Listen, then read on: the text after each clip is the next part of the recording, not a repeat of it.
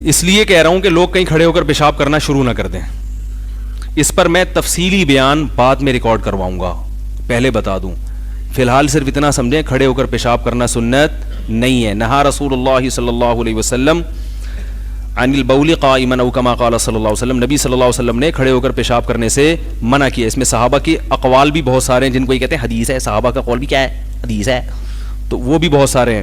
رہا یہ کہ صحیح بخاری میں نبی نے کھڑے ہو کر پیشاب فرمایا ہے, تو جب جس کام سے نبی نے منع کیا ہو, پوری زندگی کبھی نہ کیا ہو, اگر ایک دفعہ کیا ہے تو وہ کیا ہے, کسی عذر کی بیس پہ کیا ہے. جو عمل ہمیشہ کرتے آ رہے ہیں وہ سنت ہوگا, یا جو ایک دفعہ زندگی میں کیا وہ سنت ہے؟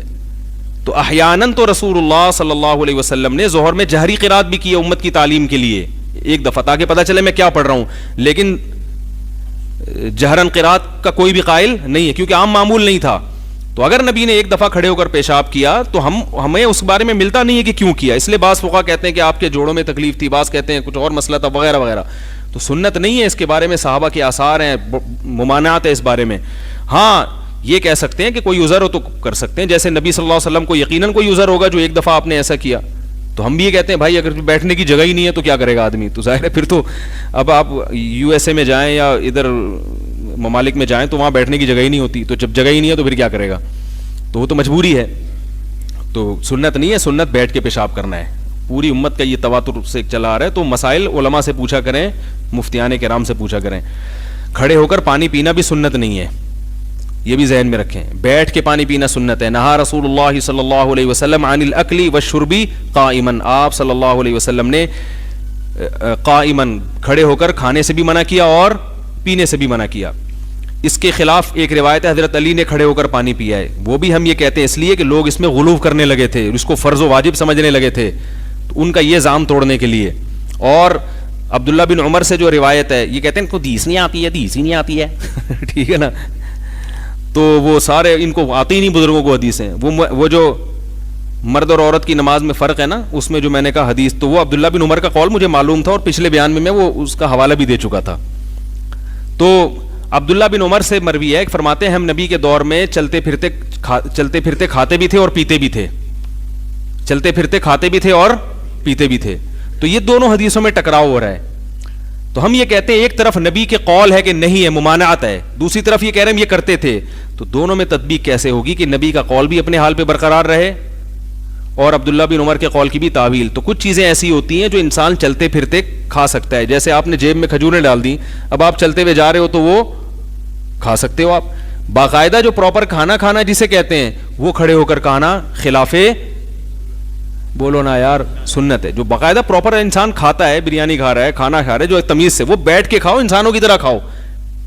اور ایک چیز ہوتی ہے جیسے چلغوزے ہیں جیب میں, مونگ پھلی ہے جیب میں, سفر میں آدمی جا رہا ہے, تو اب وہ بیٹھے گا تو سفر کیسے کرے گا, یا وہ تو رک جائے گا. تو عبداللہ بن عمر کا قول اس قسم کی چیزوں کے بارے میں ہے کہ ایسی چیزیں, یعنی اس قسم کی, تاکہ اس سے دونوں قسم کے قول کی کیا ہو جاتی ہے تطبیق. ورنہ نبی کا یہ قول کہ نبی نے منع کیا, اس کا پھر کوئی مطلب بنتا ہی نہیں ہے, کیونکہ اس میں تو تعویل ہو نہیں سکتی نا. تو بیٹھ کے کھانا سنت ہے. کوئی عذر ہو تو آپ کھڑے ہو کر کھا سکتے ہیں, یہ حاصل کلام کا نکلے گا.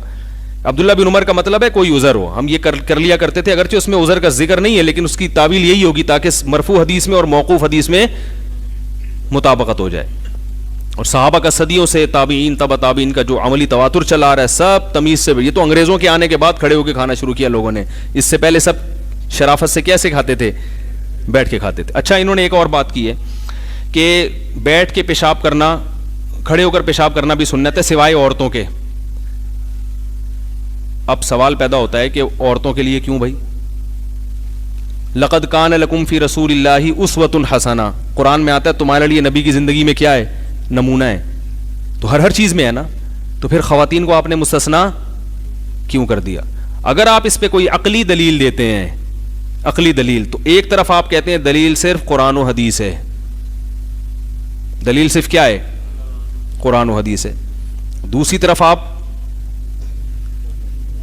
اپنی عقلی, ممکن ہے کوئی کہ اس سے عورتیں اگر کھڑے ہو کر پیشاب کریں گی تو چھینٹوں سے نہیں بچ سکتی ہے بھائی, چھینٹوں سے نہیں بچ سکتی. تو ایسے طریقے بہت سارے ہیں اس زمانے میں کہ وہ کھڑے ہو کر پیشاب کریں. وہ تو مرد بھی اگر چھینٹوں سے نہ بچ سکے تو اس کو تو آپ ناجائز کہتے ہو.